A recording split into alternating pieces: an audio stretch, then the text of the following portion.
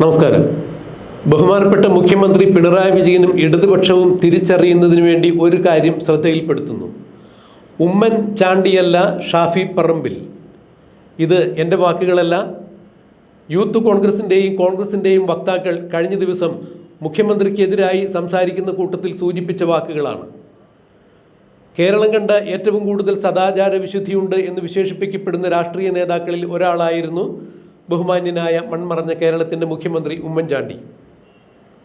ഉമ്മൻചാണ്ടിയെ ഭരണത്തിൽ നിന്നിറക്കുന്നതിന് പിണറായി വിജയൻ്റെ ഇടതുപക്ഷ കങ്കാണികളായ സഖാക്കളും ചേർന്നുകൊണ്ട് സോളാർ സരിത എന്ന് പറയുന്ന ഒരു യുവതിയെ രംഗത്തിറക്കുകയും വന്ധ്യവയോധികനായ ഉമ്മൻചാണ്ടി ആ സ്ത്രീയുമായി ലൈംഗിക ബന്ധത്തിലേർപ്പെട്ടു, അവരെ പ്രകൃതി വിരുദ്ധ ലൈംഗിക ബന്ധത്തിന് പ്രേരിപ്പിച്ചു, വദനസുരതം ചെയ്യിപ്പിച്ചു എന്നൊക്കെ പറഞ്ഞുകൊണ്ട് അവർ ഒരു വാർത്താ സമ്മേളനം നടത്തിയപ്പോൾ, അല്ലെങ്കിൽ അത്തരം ഞെട്ടിക്കുന്ന ചില വാർത്താ വിശകലനങ്ങൾ പുറത്തുവിട്ടപ്പോൾ കേരളം അക്ഷരാർത്ഥത്തിൽ തരിച്ചു നിൽക്കുകയായിരുന്നു. എന്നാൽ ഉമ്മൻചാണ്ടിയെ അടുത്തറിയാവുന്നവരാരും സരിത എന്ന് പറയുന്ന ആ സ്ത്രീയുടെ ജൽപ്പനങ്ങൾക്ക് ചെവി കൊടുത്തില്ല. പക്ഷേ കേരളത്തിലെ ചില ആളുകൾ ഒരു വാർത്ത പല പ്രാവശ്യം ആവർത്തിച്ച് കേൾക്കുമ്പോൾ അതിൽ സത്യത്തിൻ്റെ ഒരു കണിക ഉണ്ടാകില്ലേ എന്ന് സംശയിക്കുന്ന ആളുകൾ ഒരു നുണ തന്നെ പല പ്രാവശ്യം ആവർത്തിച്ച് പറയുമ്പോൾ അത് സത്യമായിരിക്കില്ലേ എന്ന ഗീബൽസിയൻ സിദ്ധാന്തത്തിൻ്റെ ഭാഗമായി ഉമ്മൻചാണ്ടിക്കെതിരെ പിണറായി വിജയനും സരിതയും നടത്തിയ ലൈംഗിക ചൂഷണ ആരോപണങ്ങളുടെ കഥ അത് കേരളത്തിൽ വിജയിച്ചു. ഉമ്മൻചാണ്ടി 2016 നടന്ന തെരഞ്ഞെടുപ്പിൽ നിഷ്കാസിതനായി. മുഖ്യമന്ത്രി പിണറായി വിജയൻ ഭരണത്തിലെത്തി. ഭരണം പിടിക്കാൻ വേണ്ടി പിണറായി വിജയനും ഇടതുപക്ഷവും അന്ന് നടത്തിയ ആ രതി വൈകൃതങ്ങളുടെ ഇല്ലാ കഥകൾ തന്നെയാണ് പിണറായി വിജയനെ ഭരണത്തിലെത്തിച്ചത് എന്ന് തന്നെ കേരളം ഇന്നും സാക്ഷ്യപ്പെടുത്തുന്നു, രാഷ്ട്രീയ നിരീക്ഷകരും സാക്ഷ്യപ്പെടുത്തുന്നു. പിന്നീട് വന്ന പ്രളയവും കൊറോണയും തുടർഭരണം നേടിക്കൊടുക്കുവാൻ പിണറായി വിജയനെ പ്രാപ്തനാക്കി. എന്നാൽ വീണ്ടും 2026 നിയമസഭാ തെരഞ്ഞെടുപ്പ് വരുമ്പോൾ പഴയ ആ തന്ത്രം തന്നെ ഉമ്മൻചാണ്ടിക്ക് എതിരെ ഉപയോഗിച്ച ലൈംഗിക ദുഷ്പ്രചരണങ്ങളുടെ കഥകളുമായി പഴയ ആ ലൈംഗിക വീഞ്ഞ് പുതിയ കുപ്പിയിലാക്കി മുഖ്യമന്ത്രി പിണറായി വിജയനും സഖാക്കളും പ്രയോഗിക്കുന്നു. അതിൻ്റെ ആദ്യപടി എന്നോണമാണ് രാഹുൽ മാങ്കൂട്ടത്തിനെതിരെ ഉയർന്നു വന്ന ലൈംഗിക പീഡന ആരോപണങ്ങളും ഗർഭചിത്ര കഥകളുമെല്ലാം. എന്നാൽ മുഖ്യമന്ത്രി പിണറായി വിജയൻ്റെ കീഴിലുള്ള ആഭ്യന്തര വകുപ്പിലെ സമർത്ഥരായ പോലീസ് ഉദ്യോഗസ്ഥരും ക്രൈംബ്രാഞ്ച് ഉദ്യോഗസ്ഥരുമെല്ലാം നാഴികയ്ക്ക് 40 വട്ടം നാട് നീളെ പാഞ്ഞു നടന്ന് അന്വേഷിച്ചിട്ടും രാഹുൽ മാങ്കൂട്ടത്തിൽ പീഡിപ്പിച്ചു എന്ന് പറയുന്ന ഒരു പെൺകുട്ടിയെ കണ്ടെത്താനോ അവരുടെ മൊഴിയെടുക്കാനോ സാധിച്ചില്ല. അഥവാ രാഹുൽ മാങ്കൂട്ടത്തിൽ പീഡിപ്പിച്ചു എന്ന് പറയുന്ന ഏതെങ്കിലും സ്ത്രീകൾ കേരളത്തിലെ ഏതെങ്കിലും ഒരു പോലീസ് സ്റ്റേഷനിലോ കോടതിയിലോ പരാതി കൊടുത്തില്ല. രാഹുൽ മാങ്കൂട്ടത്തിൽ പീഡിപ്പിച്ചു, ഒരു പെൺകുട്ടി ഗർഭിണിയായി, ഒരു കുട്ടിയല്ല 2 പെൺകുട്ടികൾ ഗർഭിണിയായി, അവർ ബംഗളൂരുവിൽ ഗർഭചിത്രം നടത്തി എന്നൊക്കെ അറിഞ്ഞുകൊണ്ട് ക്രൈംബ്രാഞ്ച് ബംഗളൂരുവിലെ ചില ആശുപത്രികളിൽ ഗർഭചിത്രം നടന്ന കഥകൾ അന്വേഷിച്ച് നടന്ന് നാണം കെട്ടതല്ലാതെ രാഹുൽ മാങ്കൂട്ടത്തിൻ്റെ പേരിൽ ഏതെങ്കിലും ഗർഭം ബംഗളൂരു ആശുപത്രിയിൽ ആരെങ്കിലും അലസിപ്പിച്ചതായി ഒരു വാർത്ത ക്രൈംബ്രാഞ്ചിന് കണ്ടെത്താൻ സാധിച്ചില്ല. ഫലത്തിൽ യാതൊരു തുമ്പും കിട്ടാതെ ഒരു സ്ത്രീകളും ഒരു യുവതികളും രാഹുൽ മാങ്കൂട്ടത്തിനെതിരെ ഒരു പരാതി കൊടുക്കാതിരുന്നതിൻ്റെ സാഹചര്യത്തിൽ ആ കേസ് തേഞ്ഞു മാഞ്ഞു പോകുന്ന ഒരു സന്ദർഭമുണ്ടായി. എന്നാൽ ഇതിങ്ങനെ മുന്നോട്ട് പോയി കഴിഞ്ഞാൽ 2026 ഇടതുപക്ഷത്തിന് ജയിച്ചു കയറാൻ സാധ്യമല്ല എന്ന് കരുതിയാൽ തന്നെയാവണം പഴയ ഉമ്മൻചാണ്ടിക്കെതിരെ പ്രയോഗിച്ച ആ കേസ് വീണ്ടും പൊടി തട്ടിയെടുത്തുകൊണ്ട് പാലക്കാട് CPM-ന്റെ ജില്ലാ സെക്രട്ടറിയായ EN സുരേഷ് ബാബു ഷാഫി പറമ്പിലിനെതിരെ ചില സ്ത്രീ പീഡന കഥകളുമായി രംഗത്ത് വരികയായിരുന്നു. രാഹുൽ മാങ്കൂട്ടത്തിൽ ലൈംഗിക പീഡനത്തിൽ വിദ്യാർത്ഥിയാണെങ്കിൽ ആ വിദ്യാർത്ഥി പഠിച്ച സ്കൂളിലെ ഹെഡ് മാസ്റ്ററാണ് പീഡനത്തിൽ ഷാഫി പറമ്പിൽ എന്ന് ആരോപിച്ചുകൊണ്ടാണ് EN സുരേഷ് ബാബു രംഗത്തെത്തിയത്. കാണാൻ കൊള്ളാവുന്ന ഏതെങ്കിലും പെണ്ണുങ്ങളെ കണ്ടു കഴിഞ്ഞാൽ ഷാഫി പറമ്പിൽ ബംഗളൂരുവിലേക്ക് പോകാം എന്നാണ് ആദ്യം പറയുന്നത്. പച്ചയ്ക്ക് ചോദിക്കുന്നു എന്നാണ് EN സുരേഷ് ബാബു മാധ്യമങ്ങളുടെ മുന്നിൽ വന്നു നിന്ന് പറഞ്ഞുകൊണ്ടത്. ഞങ്ങൾക്ക് അത് നേരിട്ട് പറയാൻ ബുദ്ധിമുട്ടുണ്ട്. ഞങ്ങളൊക്കെ നേരെ മര്യാദയ്ക്ക് രാഷ്ട്രീയ പ്രവർത്തനം നടത്തുന്ന ആളുകളാണ്. ആ രാഷ്ട്രീയ പ്രവർത്തനം നടത്തുന്ന ഞങ്ങളെപ്പോലുള്ള ആളുകൾക്ക് വരെ ഷാഫി പറമ്പിലെ ഇത്തരം ലൈംഗിക കേളികളും സദാചാര ബോധമില്ലാതെ പെൺകുട്ടികളെ ബംഗളൂരുവിലേക്ക് വിളിക്കുന്ന ഇത്തരം പ്രവണതകളുമെല്ലാം ഞങ്ങൾക്ക് തന്നെ ബുദ്ധിമുട്ടുണ്ടാക്കുന്നുണ്ട്. ഇതിൻ്റെ കൃത്യമായ തെളിവുകൾ എൻ്റെ പക്കലുണ്ട്.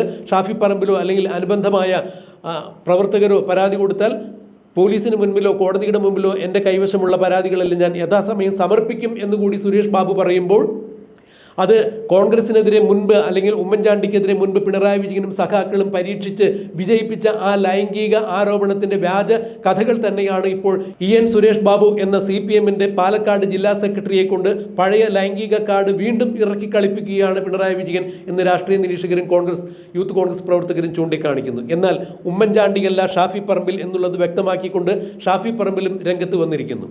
ഷാഫി പറമ്പിൽ നേരിട്ട് EN സുരേഷ് ബാബുവിന് മറുപടി പറയാനോ അല്ലെങ്കിൽ സുരേഷ് ബാബുവിനെതിരെ കേസ് കൊടുക്കാനോ പോയിട്ടില്ല. പാലക്കാട് ജില്ലയുടെ യൂത്ത് കോൺഗ്രസിൻ്റെ ബ്ലോക്ക് പ്രസിഡന്റായ പ്രമോദ് S ആണ് ഇപ്പോൾ സുരേഷ് ബാബുവിനെതിരെ കേസ് കൊടുത്തിരിക്കുന്നത് ലൈംഗിക പീഡന ആരോപണങ്ങൾ ചമച്ചുകൊണ്ട് വ്യാജ കള്ളക്കഥകൾ തങ്ങളുടെ നേതാക്കൾക്ക് നേരെ ഉയർത്തുന്ന സുരേഷ് ബാബുവിനെതിരെ നിയമ നടപടി വേണം എന്ന് പറഞ്ഞുകൊണ്ടാണ് കേസ് കൊടുത്തിരിക്കുന്നത്. എന്നാൽ ഷാഫി പറമ്പിൽ നേരിട്ട് കേസ് കൊടുത്തിട്ടില്ല. ഇദ്ദേഹം ഉന്നയിക്കുന്നത് ആരോപണങ്ങളല്ല, അതായത് സുരേഷ് ബാബു ഉന്നയിക്കുന്നത് ആരോപണങ്ങളല്ല, വ്യക്തിപരമായ അധിക്ഷേപങ്ങളാണ്. അതിന് ആ രീതിയിൽ മറുപടി പറയാൻ എൻ്റെ ഭാഷയും സംസ്കാരവും അനുവദിക്കുന്നില്ല എന്ന് ഷാഫി പറമ്പിൽ പറയുമ്പോൾ, ഷാഫി പറമ്പിൽ MV ഗോവിന്ദനോടും, അതായത് CPM-ന്റെ പാർട്ടി സെക്രട്ടറിയായ MV ഗോവിന്ദനോടും മുഖ്യമന്ത്രി പിണറായി വിജയനോടും മുഖത്തേക്ക് വിരൽ ചൂണ്ടിക്കൊണ്ട് ചില ചോദ്യങ്ങൾ ചോദിക്കുന്നു. പണ്ട് ഉമ്മൻചാണ്ടിക്കെതിരെ സോളാർ സരിത എന്ന യുവതിയെ ഇറക്കി നിങ്ങൾ ഇല്ലാത്ത ലൈംഗിക പീഡന ആരോപണങ്ങൾ ചമച്ചുണ്ടാക്കിയതുപോലെ, അല്ലെങ്കിൽ ആ പീഡനത്തിൻ്റെ CD-കൾ തേടി കോയമ്പത്തൂർ വരെ പോയതുപോലെ നിങ്ങൾ ഇപ്പോഴും ഈ 2026-ലും തെരഞ്ഞെടുപ്പിന് നേരിടുവാൻ വേണ്ടി അതേ ലൈംഗിക ആരോപണ കഥകൾ തന്നെയാണോ അണിയറയിൽ സജ്ജമാക്കി വച്ചിട്ടുള്ളത്?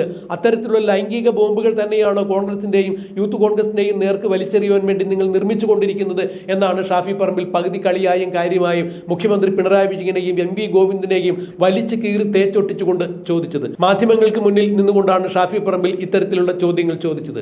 പിണറായി വിജയന്റെ ഇടതുപക്ഷ സർക്കാരിന് നാട്ടിൽ നടത്തിയ ഏതെങ്കിലും വികസന പ്രവർത്തനത്തിന്റെ പേരിലോ അല്ലെങ്കിൽ പുരോഗമനത്തിന്റെ പേരിലോ വോട്ട് തേടാൻ സാധിക്കാത്ത സാഹചര്യത്തിൽ ഏതെങ്കിലും തരത്തിൽ രാഷ്ട്രീയ എതിരാളികളെ താറടിച്ച് കാണിച്ചുകൊണ്ട്, അവരെ കരിപൂശി കാണിച്ചുകൊണ്ട് ഇത്തരത്തിലുള്ള ലൈംഗിക വൈകൃതങ്ങളുടെ കഥകൾ പറഞ്ഞ് പ്രചരിപ്പിച്ച് ഇകഴ്ത്തി കാണിച്ച് വോട്ട് നേടി കയറിയിരുന്ന് ഭരിക്കാമെന്നാണ് വിചാരം. അത് ഇനിയും നടക്കില്ല പിണറായി വിജയ എന്ന് തന്നെയാണ് ഷാഫി പറമ്പിൽ മാധ്യമങ്ങൾക്ക് മുന്നിൽ നിന്നുകൊണ്ട് വ്യക്തമാക്കിയതിൻ്റെ ഗൂഢമായ അർത്ഥം ഇത് തന്നെയായിരുന്നു. അതായത് പിണറായി വിജയൻ്റെ പഴയ തന്ത്രങ്ങളൊന്നും പരട്ടത്ത് വച്ചിരുന്നാൽ മതി, അതുകൊണ്ട് നാട്ടിലേക്ക് ഇറങ്ങിക്കഴിഞ്ഞാൽ ജനങ്ങൾ ചാണകത്തിൽ മുക്കിയ ചൂലുകൊണ്ട് നിങ്ങളെ ക്ലിഫ് ഹൗസിൽ നിന്ന് അടിച്ചിറക്കും, ജനങ്ങളുടെ മനസ്സിൽ നിന്നും ചവിട്ടിയിറക്കും, കേരളത്തിൻ്റെ ജനാധിപത്യത്തിൻ്റെ ശ്രീകോവിലിൽ നിന്നും നിങ്ങളെ അടിച്ചിറക്കും, കേരളത്തിൻ്റെ ജനാധിപത്യ ബോധത്തിൻ്റെ 4 അതിരുകളിൽ പോലും പിന്നെ നിങ്ങൾക്ക് പ്രവേശനം ഉണ്ടാകില്ല എന്ന് തന്നെയാണ് ഷാഫി പറമ്പിൽ പറഞ്ഞത്.